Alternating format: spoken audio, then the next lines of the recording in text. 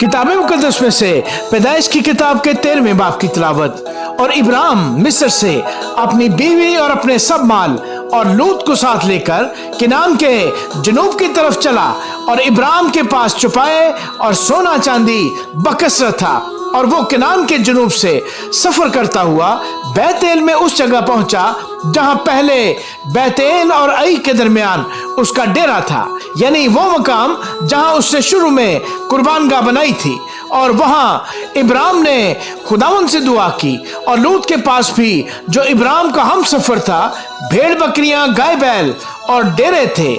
और उस मुल्क में इतनी गुंजाइश न थी कि वो इकट्ठे रहें, क्योंकि उनके पास इतना माल था कि वो इकट्ठे नहीं रह सकते थे। और इब्राहिम के चरवाहों और लूत के चरवाहों में झगड़ा हुआ और केनानी और फर्जी उस वक्त मुल्क में रहते थे। तब इब्राहिम ने लूत से कहा कि मेरे और तेरे दरमियान और मेरे चरवाहों और तेरे चरवाहों के दरमियान झगड़ा न हुआ करे, क्योंकि हम भाई हैं।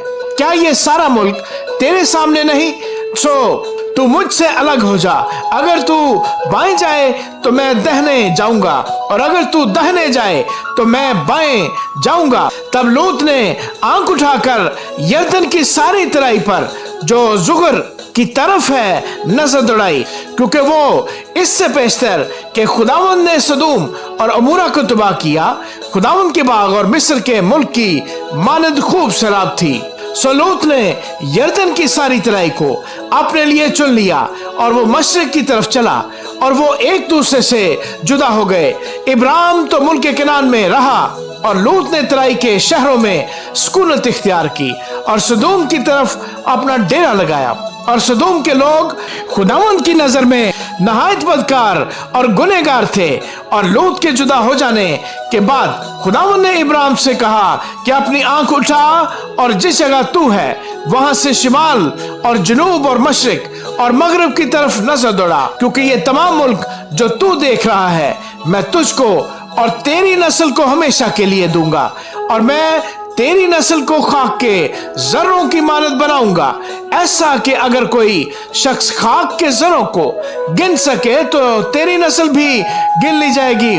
उठ और इस मुल्क के तूल और अर्श में सैर कर, क्योंकि मैं इसे तुझको दूंगा। और इब्राहिम ने अपना डेरा उठाया और मुमरे के बलूतों में जो हबरून में है जाकर रहने लगा, और वहां खुदावंद के लिए एक कुर्बानगाह बनाई। आमीन।